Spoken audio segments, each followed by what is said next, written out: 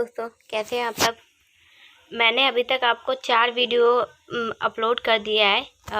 तीन video 3 chapter के। Third chapter ये हमारा 4th चैप्टर है। और थर्ड चैप्टर तक कोई चीज़ अगर आपके मन में कोई डाउट हो या सवाल हो तो मुझसे ज़रूर पूछ ले। और मेरे वीडियो को लाइक कर दीजिए करिए अगर आपको अच्छा लगे। और मेरे चैनल पे अगर आप नए हैं तो मेरे चैनल को सब्सक्राइब कर लीजिए। और जो कंपटीशन में भाग लेना चाहता है वो प्लीज़ मुझे अपना नंबर और अपने कमेंट में नाम ज़रूर बता दे, ताकि मैं उसका नाम लिख सकूं और उसे कंपटीशन में जोड़ सकूं। और जो जुड़े हुए हैं उनके लिए तो कुछ कहना ही नहीं है। वो अच्छा जो भी अपना कर रहे हैं बहुत अच्छा कर रहे हैं। और जो जीत रहा है उसके लिए मैं कांग्रेस कहती हूँ। और मैं दुआ करूँगी कि वो हमेशा जीता रहे और भी बाकी बच्चों की तरह, और बाकी बच्चे भी उसकी तरह कंपटीशन में भाग लें। तो आप सबसे ये दुआ करती हूँ। और मेरे चैनल पर नए हैं तो उसे सब्सक्राइब कर दीजिए। और चलो बिना टाइम जाए किए हम चैप्टर को पढ़ना शुरू करते हैं। हमारा जो चैप्टर है वो 4th है। इसमें हम यूरोप के बारे में, चीन के बारे में, आसियान के बारे में। एक और बात, 1 नंबर के क्वेश्चन में कई बार आसियान के फुल फॉर्म पूछ लिया जाता है। एशिया में दक्षिण पूर्व एशिया राष्ट्रों का गठन आसियान कहलाता था। तो ये 1 नंबर के क्वेश्चन में कई बार पूछ लिया जाता है, तो इसे याद रखना, कभी कोई मिस्टेक मत करना है इसे याद करने में। कोई दिक्कत हो तो मुझसे ज़रूर पूछ लेना, ठीक है। मैं बैठी हूँ तो मैं आपके सबके सारे सवालों का जवाब देने के लिए, क्योंकि आप मेरे चैनल पे आए हैं तो मैं कोशिश करूँगी अपनी तरफ से पूरा दूँगी, ताकि आप अच्छे नंबर ला सकें, ठीक है। तो चलिए आगे बढ़ते हैं। यूरोपीय संघ, हम यूरोप संघ के बारे में पढ़ेंगे कि यूरोप संघ में क्या था, क्यों था, और वो वहाँ के नेता क्या सोचते थे। वो सोच रहे थे कि क्या हमें जो उनकी जो दुश्मनी थी उसे क्या दोबारा शुरू करना चाहिए या नहीं करना चाहिए, ठीक है। तो हम बिना टाइम जाया करे हम पढ़ते हैं, चलिए। 1945 तक यूरोपीय देश ने अपनी अर्थव्यवस्था की बर्बादी झेली। उन मान्यताओं और व्यवस्थाओं का धैर्य स्तर होते भी देख लिया जिस पर यूरोप खड़ा हुआ था, यानी उस धैर्य को भी गिरते देख लिया जहाँ पर वो खड़ा था। 1945 के बाद यूरोप के देश में मेल मिलाप को शीत युद्ध ने भी मदद मिली। देखिए 1945 में क्या हुआ था, दूसरा विश्व युद्ध। ये बात उसी की कर रहा है, ठीक है। आगे देखते हैं। अमेरिका ने यूरोप की अर्थव्यवस्था के पूर्ण गठन के लिए जबरदस्त मदद की। किसने मदद की? अमेरिका ने कितने की थी यूरोप के अर्थव्यवस्था का पूर्ण गठन करने के लिए मदद की थी, ठीक है। और इसे मार्शल योजना के नाम से जाना जाता है। 1 नंबर के क्वेश्चन में कई बार पूछा जाता है, बार बार पूछा जाता है और हमेशा पूछा जाता है कि मार्शल योजना किसे कहते हैं। देखो ये है मार्शल योजना। और दूसरा एक और आता है मार्शल लॉ। वो हमारा 9th या 8th चैप्टर में है। तो आप मार्शल लॉ और मार्शल योजना में कभी कंफ्यूज मत होना, ठीक है। मार्शल योजना वह है जिस अमेरिका ने यूरोप को जो अर्थव्यवस्था के पूर्ण गठन के लिए जो मदद की थी, वो होता है मार्शल योजना। याद रहेगा, ठीक है। 1 नंबर के क्वेश्चन में आता है, इसे भूलना मत, ठीक है। चलिए आगे बढ़ते हैं। अमेरिका ने नाटो के तहत एक सामूहिक सुरक्षा व्यवस्था को जन्म दिया। मार्शल योजना के तरह ही 1948 में यूरोप आर्थिक सहयोग संगठन की स्थापना की गई, जिसके माध्य से पश्चिमी यूरोप के देशों को आर्थिक मदद दी गई। यह एक मंच बन गया जिसके माध्यम से पश्चिमी यूरोप के देशों ने व्यापारिक और आर्थिक मामलों में एक दूसरे की मदद की। 1946 में गठित यूरोपीय परिषद राजनीतिक सहयोग के मामले में एक अलग अलग कदम साबित हुई है। अलगा नहीं, अलग है, ठीक है। यूरोप के पूंजीवादी देशों में अर्थव्यवस्था के आपसी एकीकरण की प्रक्रिया चरणबद्ध ढंग से आगे बढ़ी। किस तरह आगे बढ़ी? चरणबद्ध तरीके से आगे बढ़ी। इस एकीकरण का कार्यक्रम देखें और इसके परिणाम स्वरूप 1957 में यूरोपीय इकोनॉमिक कम्युनिस्ट का गठन हुआ। देखिए 1947 में किसका गठन हुआ? यूरोपीय कम्युनिस्ट। देखिए इस नंबर में से ज़्यादातर शॉर्ट क्वेश्चन ज़्यादा पूछे जाते हैं, तो इसको याद रखिएगा, भूलना मत, ठीक है। यूरोपीय पार्लियामेंट का गठन के बाद इस प्रक्रिया ने राजनीतिक स्वरूप प्राप्त कर लिया। सोवियत गुट के पतन के बाद इस प्रक्रिया में तेजी आई। किस प्रक्रिया में? सोवियत संघ के गठन मतलब यह विघटन के बाद किस में गठन है? इस गुट में तेजी से पतन हुआ। आगे बढ़ते हैं। 1992 में इस प्रक्रिया के परिणामी यूरोप संघ की स्थापना के रूप में हुई। यूरोपीय संघ के रूप में समान विदेश और सुरक्षा नीति, आंतरिक मामले और तथा न्याय के जुड़े मुद्दों पर सहयोग और एक समान मुद्रा के चलन के लिए रास्ता तैयार किया। एक नंबर का क्वेश्चन आता है कि यूरोप की मुद्रा का नाम क्या है? तो जब मैं क्वेश्चन आपको बताती हूँ उसको लिखा कीजिए, ठीक है। तो मैं इस वीडियो का ये क्वेश्चन है, क्वेश्चन का जवाब जरूर दे कि यूरोप की मुद्रा का क्या नाम था। एकदम आसान है, तो मैं अभी बता नहीं रही। एक यूरोप की मुद्रा का, रूस की मुद्रा का क्या नाम था, जरूर बताइएगा कमेंट में, ठीक है। ना कहीं ना मिले तो मुझसे आगे पूछ लेगा, मैं बता दूंगी, ठीक है। एक लंबे समय में बना यूरोप संघ अर्थव्यवस्था सहयोग वाली व्यवस्था में बदलकर ज़्यादा से ज़्यादा राजनीतिक रूप लेता गया।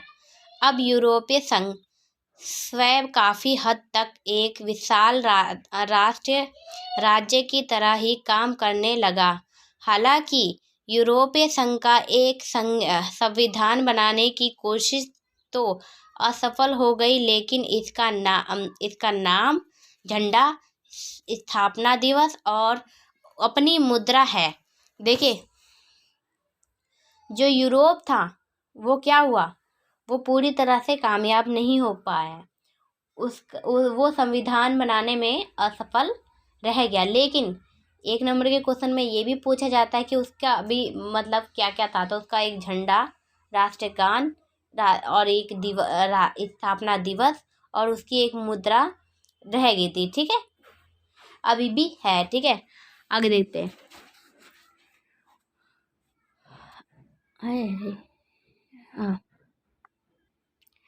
अन्य देशों के संबंधों के मामले में इसने काफ़ी हद तक साझी विदेश और सुरक्षा की नीति भी बना ली है।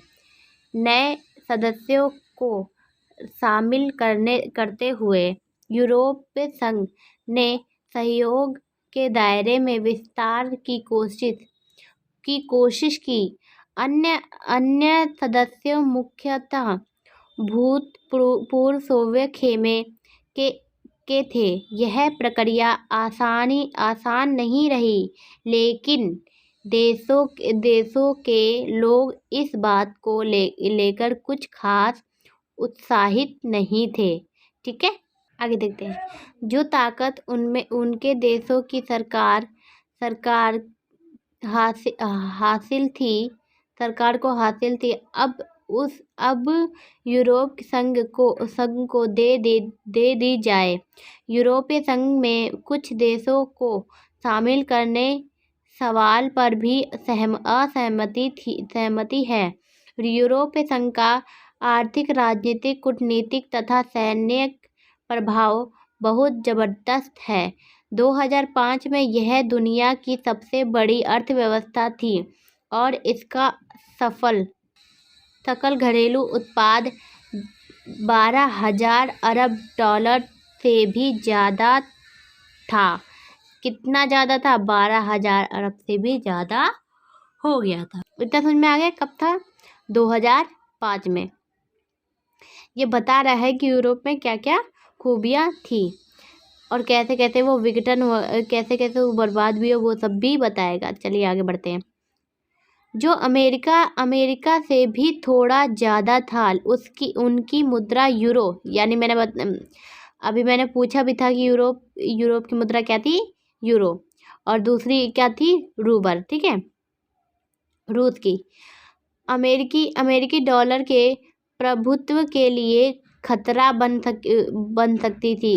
जो यूरोप की जो यूरो थी, वो अमेरिका के लिए भी खतरा बन गई थी। ठीक है, चलिए आगे। विश्व में इसकी जिम्मेदारी अमेरिका के 3 गुनी ज़्यादा है। देखिए, 3 गुनी ज़्यादा हो गई थी और इसी के चलते यह अमेरिका और चीन से व्यापारिक विवादों में पूरी धौंस के साथ बात करता था। ठीक है, पूरी धौंस के साथ। ठीक है, आगे चलते हैं।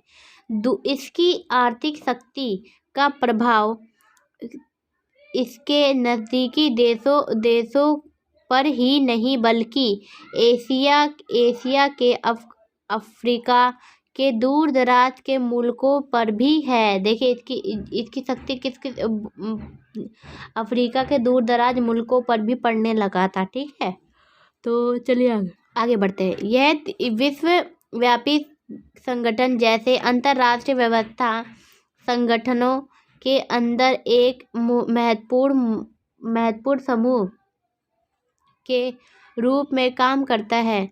यूरोपीय संघ के 2 देश ब्रिटेन और फ्रांस सुरक्षा परिषद के स्थायी सदस्य हैं। यूरोपीय संघ के कई और देश सुरक्षा परिषद एक उदाहरण है।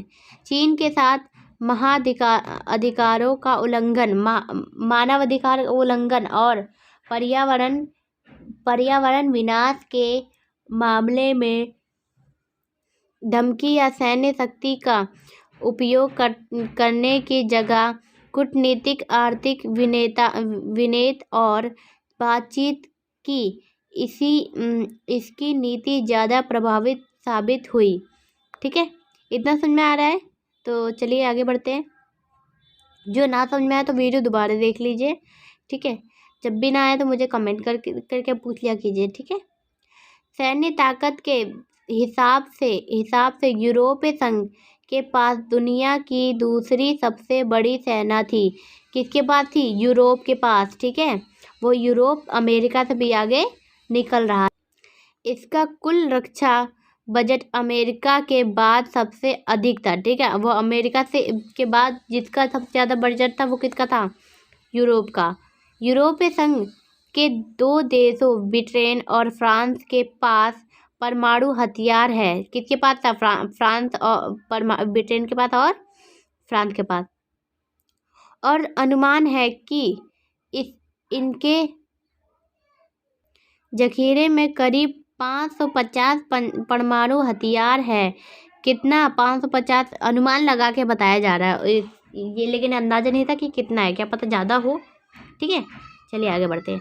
अंतर्राष्ट्रीय विज्ञान और संचार प्रौद्योगिकी के मानव में भी यूरोपीय संघ का दुनिया में दूसरा स्थान था। अंतर्राष्ट्रीय संघ के तौर पर यूरोपीय संघ आर्थिक, राजनीतिक और सामाजिक मामलों में दखल देने में सक्षम थी। ठीक है, लेकिन अनेक मामलों में इसके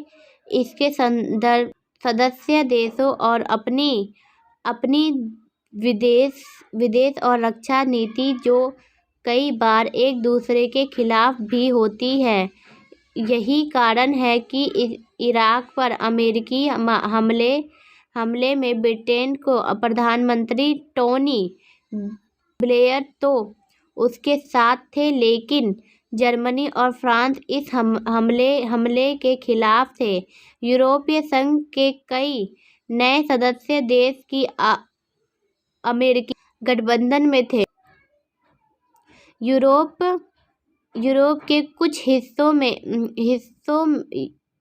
में यूरो को लागू करने का कार्यक्रम को लेकर काफ़ी नाराज़गी थी। देखिए, अब सारे देश क्या थे, परेशान थे। यूरोप को क्या कर रहे थे कि लागू करने के लिए नाराज़गी जता रहे थे। ठीक है,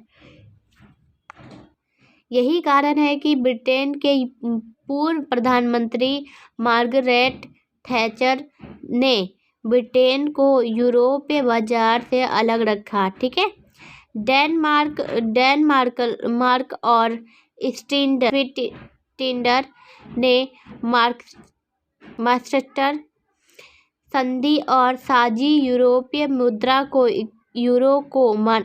यूरो मनाने के प्रतिरोध किया, और इससे विदेशी और रक्षा मामलों में काम करने की यूरोपीय संघ की क्षमता शामिल होती है। इतना समझ में आ गया आपको? अब इसके नेक्स्ट पार्ट में हम आसियान पढ़ेंगे। आसियान भी बहुत इंटरेस्टिंग है और आपका 5 चैप्टर भी बहुत ज़्यादा इंटरेस्टिंग है। ठीक है, तो इस चैप्टर से भी बहुत बार क्वेश्चन पूछे जाते हैं। ठीक है, कुछ ना समझ में आया तो मुझे एक बार कमेंट करके पूछ लीजिए और दोबारा वीडियो को देख लेना, ताकि अगर आपको ना समझ में आया तो दोबारा में समझ में आ गए, क्योंकि आपका 1 नंबर भी हमारे लिए बहुत इम्पोर्टेंट रखता है। मैं भी चाहूँगी, मैं भी दुआ करूँगी कि अगर आप मेरे चैनल पे आए हैं तो आपके अच्छे मार्क्स आए, अच्छे नंबर आए। ठीक है, मैं भी कोशिश करूँगी। आप मेरे चैनल पे आए तो आपके अच्छे नंबर लाना मेरी जिम्मेदारी है। ठीक है, और अगर आपने मेरे चैनल को अभी सब्सक्राइब नहीं किया है तो प्लीज़ सब्सक्राइब कर ले। ठीक है, ताकि मैं अगर कोई इम्पोर्टेंट क्वेश्चन या PDF सेंड करूँ तो आपके पास सबसे पहले पहुंच जाए, आपके कोई मार्क करने से चूक जाए। ठीक है और ना ही तो कमेंट करने से वीडियो को लाइक करना ना भूलें। ठीक है, और तब मिलती हूँ मैं आपसे अगले नेक्स्ट वीडियो में। कोई दिक्कत आई हो तो आप मुझे ज़रूर बता दें, और कॉम्पिटिशन में भाग लेना ना भूलें। मेरे चैनल को सब्सक्राइब करना भी ना भूलें, और मैं नेक्स्ट वीडियो में आपको आसियान पढ़ाऊँगी। ठीक है, तब तक बाय, खुश रहिए और पढ़ाई में ध्यान लगाते रहिए।